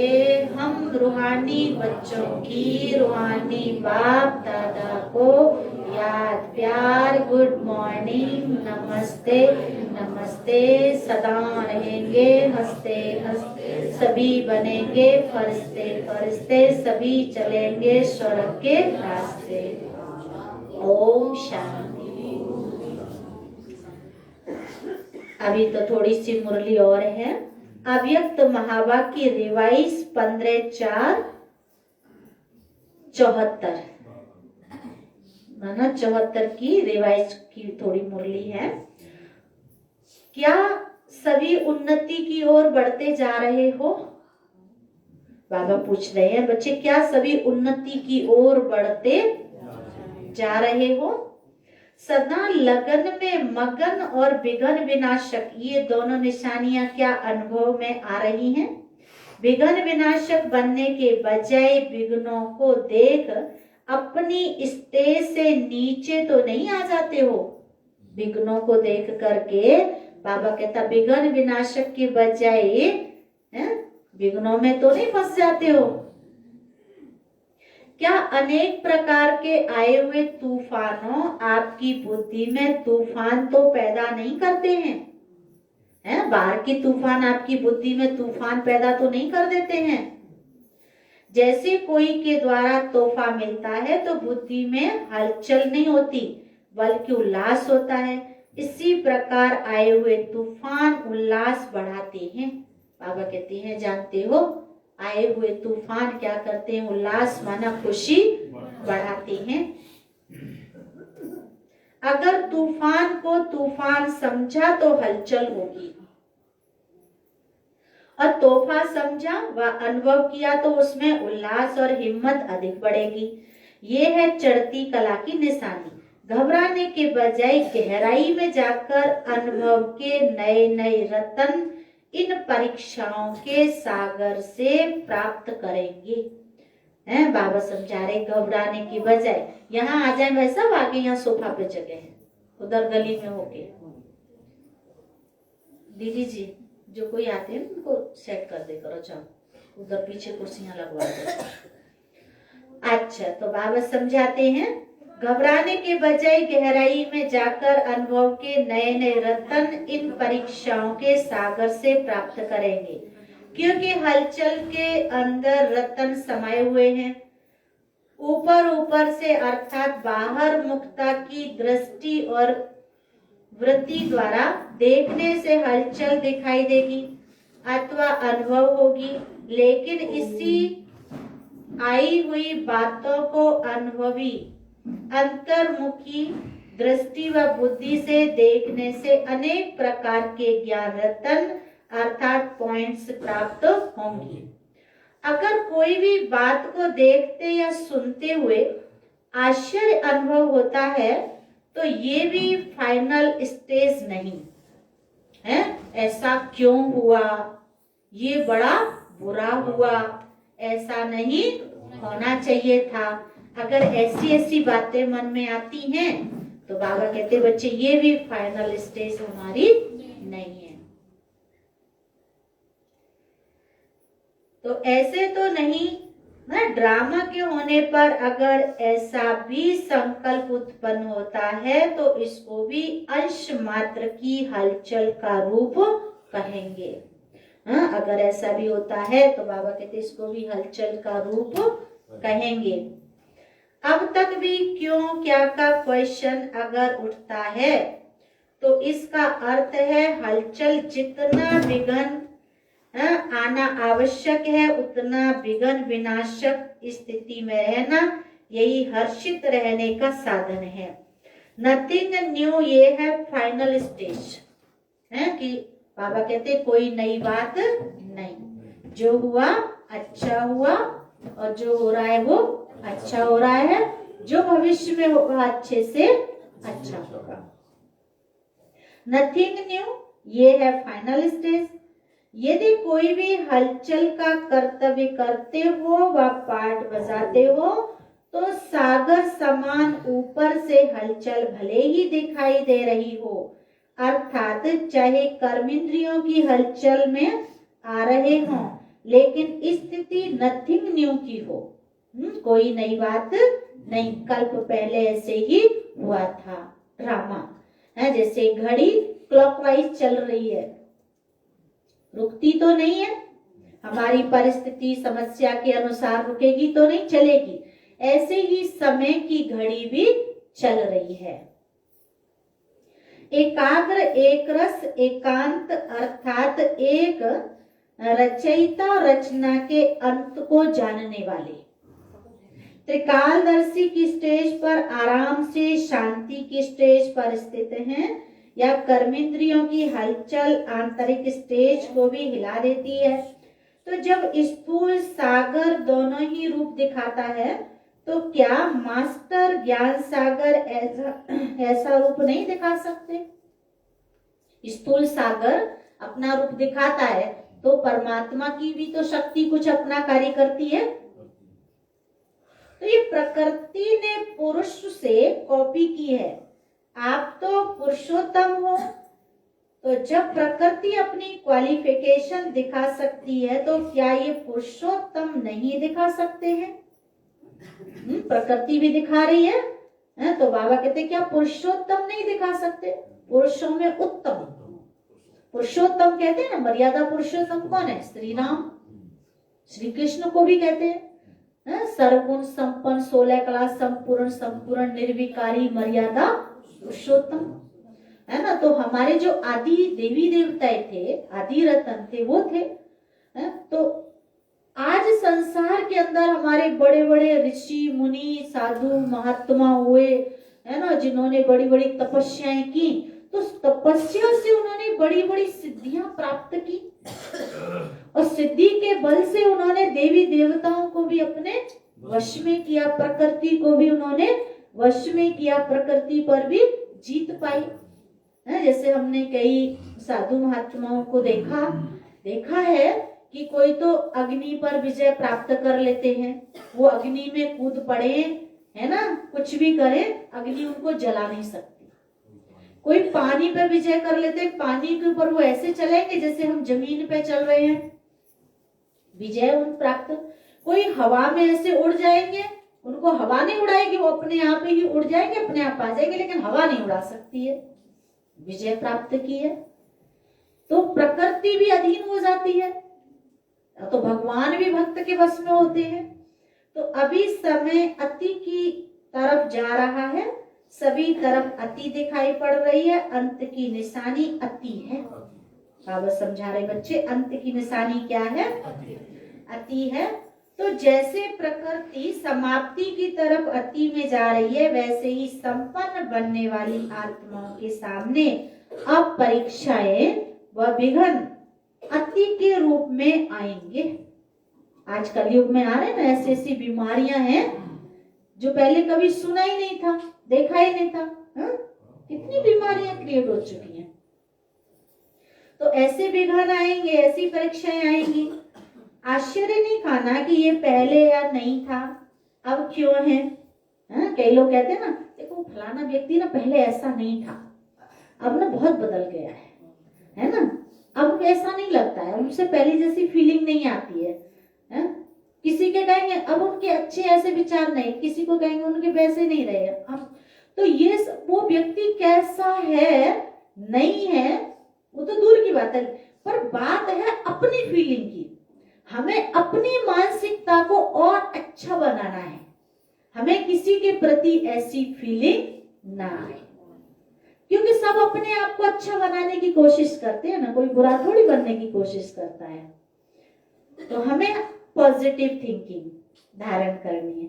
ये आश्चर्य भी नहीं, फाइनल पेपर में आश्चर्यजनक बातें क्वेश्चन के रूप में आएंगी, तब तो पास और फेल हो सकेंगे।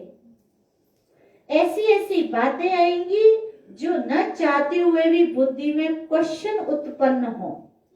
ऐसी ऐसी बातें आएंगी, बाबा कहते हैं कि न चाहते हुए भी क्वेश्चन उत्पन्न हो। तो ऐसे समय में क्या करेंगे?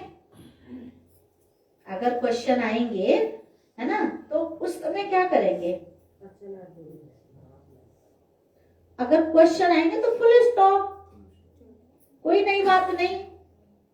बाबा कहते स्टॉप, स्टॉप की मात्रा लगाएंगे। जैसे हम लोग कोई सेंटेंस पढ़ रहे हैं, है ना, तो फिर विराम आ जाता है, स्टॉप आ जाता है। ऐसे ही व्यर्थ की बातें कोई आती है तो उसको स्टॉप कर दो, आगे के लिए अच्छाई के लिए पाठ पढ़ लो। यही तो पेपर है, और है भी एक सेकंड का पेपर। क्यों का संकल्प चंद्रवंशी की क्यू में लगा देगा, इसलिए एक रस स्थिति में स्थित होने का अभ्यास निरंतर हो।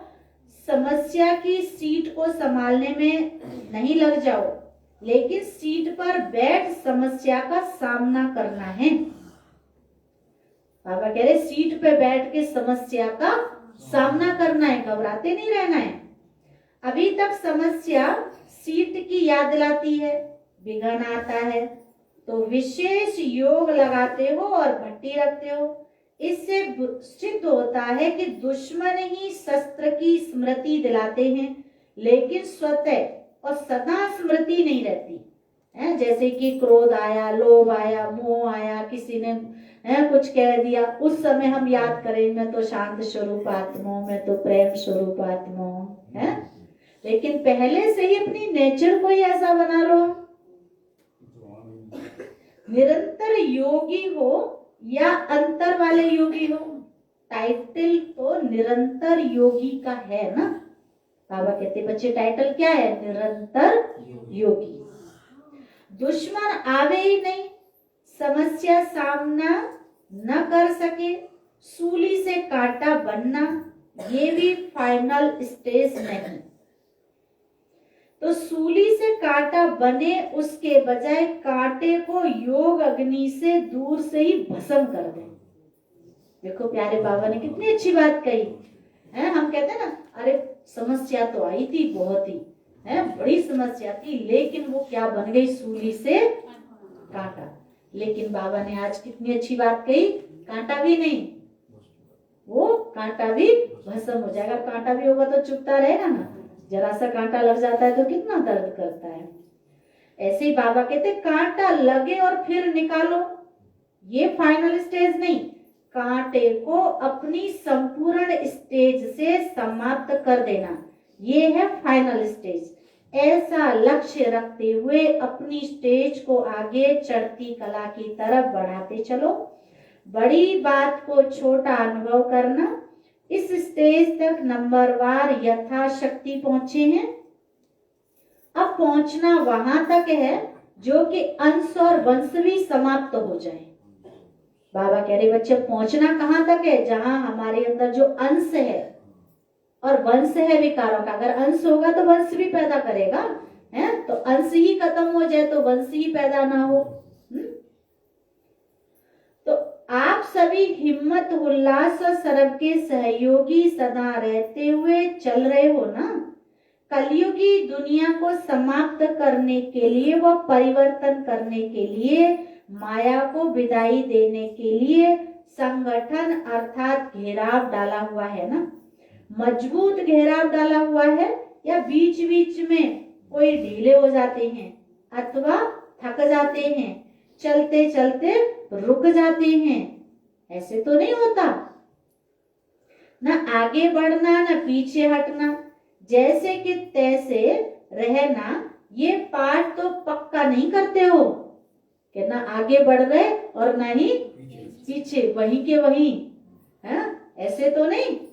समय धक्का लगाएगा तो चल पड़ेंगे, ऐसे तो नहीं होता है कि समय धक्का लगाए तब चले।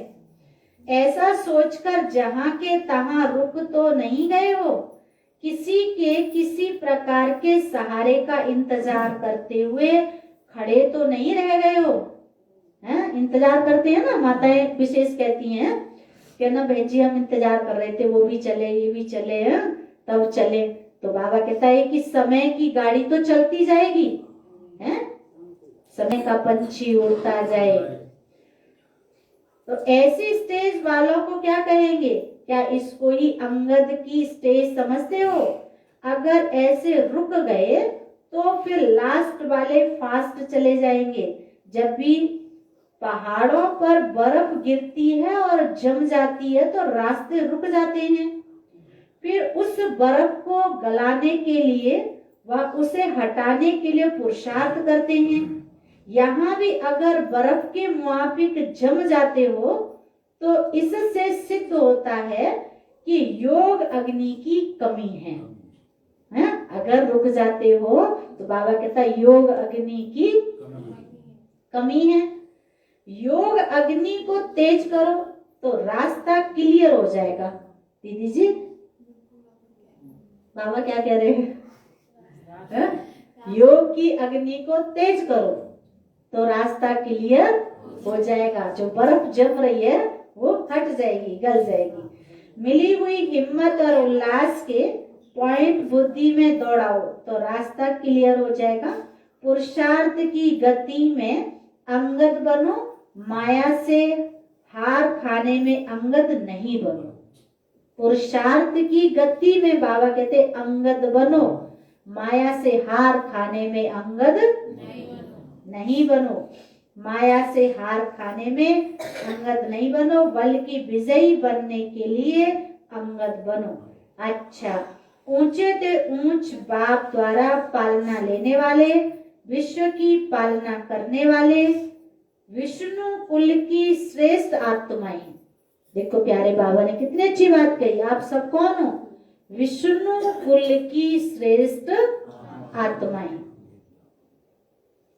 प्रकृति को परिवर्तन करने वाली पुरुषोत्तम आत्माएं, विश्व के आगे साक्षात मूर्त प्रसिद्ध होने वाली आत्माएं।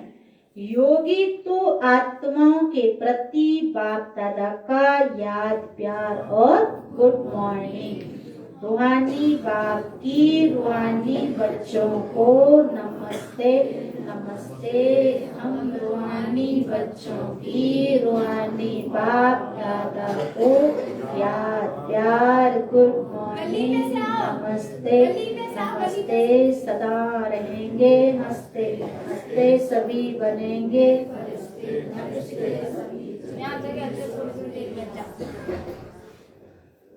अच्छा, तो अभी सुनेंगे आज का वरदान है, बाबा की ब्लेसिंग लेंगे सभी। सेवा में रहते संपूर्णता के समीपता की अनुभूति करने वाले ब्रह्मा बाप समान एग्जाम्पल भव। सब जने बोलेंगे, सेवा में रहते संपूर्णता के समीपता की अनुभूति करने वाले ब्रह्मा बाप समान एग्जाम्पल भव। तो बाबा ने स्पष्ट किया, कहा कि जैसे ब्रह्मा बाप सेवा में रहते समाचार सुनते एकांतवासी बन जाते थे। 1 घंटे के समाचार को 5 मिनट में सार समझ बच्चों को खुश करके अपनी अंतर्मुखी एकांतवासी स्थिति का अनुभव करा देते थे। ऐसे फॉलो फादर करो। ब्रह्मा बाप ने कभी नहीं कहा कि मैं बहुत बिजी हूँ। आजकल सभी अधिकतर बोलते हैं, तो ब्रह्मा बाप ने कभी नहीं कहा कि मैं बिजी हूँ, लेकिन बच्चों के आगे एग्जाम्पल बने। ऐसे समय प्रमाण अभी इस अभ्यास की आवश्यकता है। दिल की लगन हो तो समय निकल आएगा और अनेकों के लिए एग्जाम्पल बन जाएंगे। देखो शिव बाबा ने कितनी अच्छी बात कही है कि अगर दिल की लगन हो तो समय निकल आएगा और अनेकों के लिए हम एग्जाम्पल बन जाएंगे।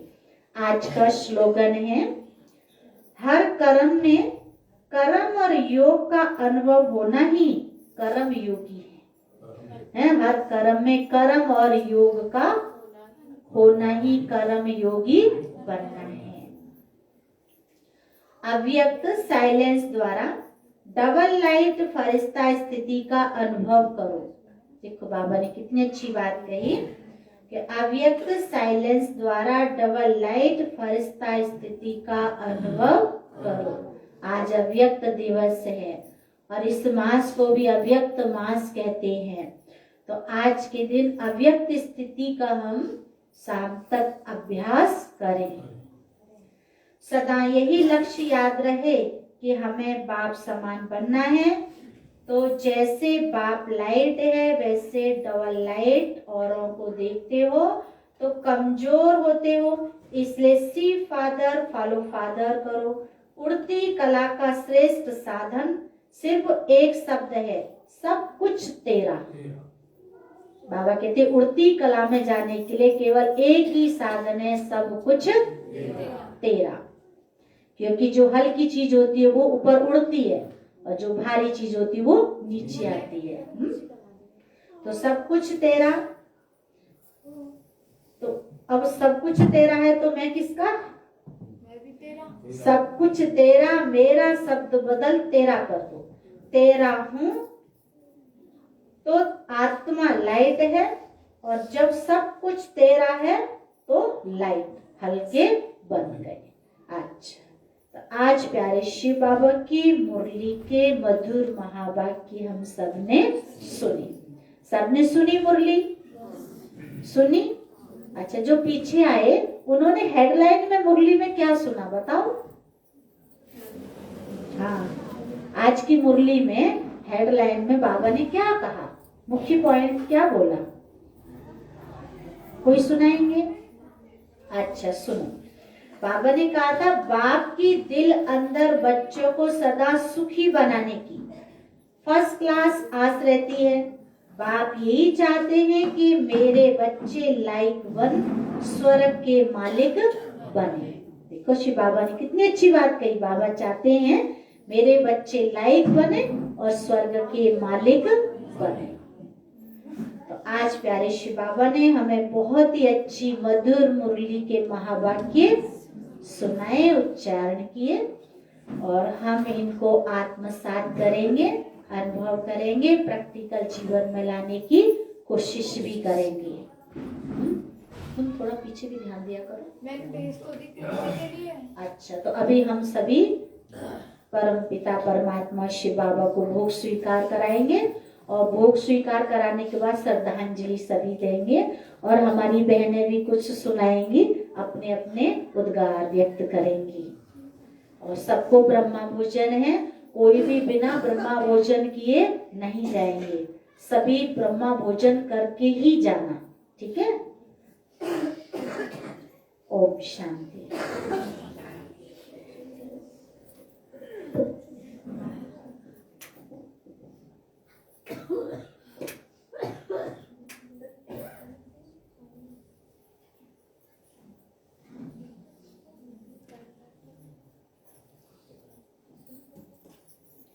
टेबल को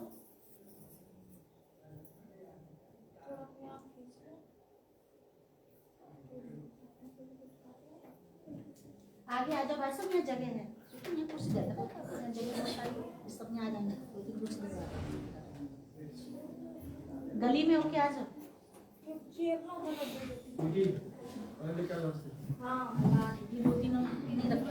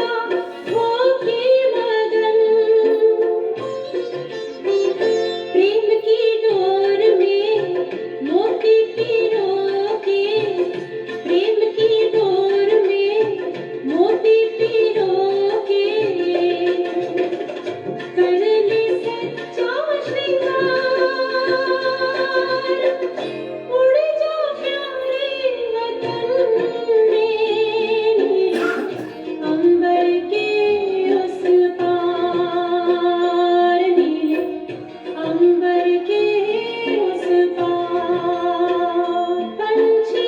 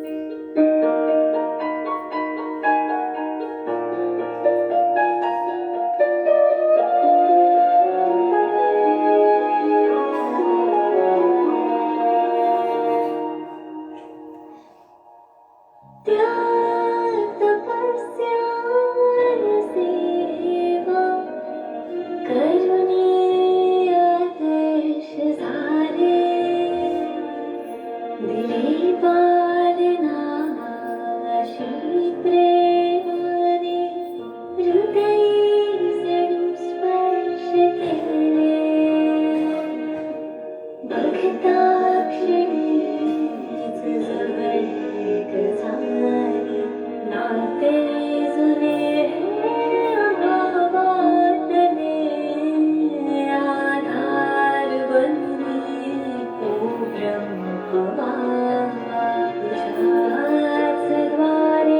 प्रभु भेटले, प्रभु भेटले, आभार तुझे करू कसे, तुला पाहुनी आज मन दाटले, आभार तुझे.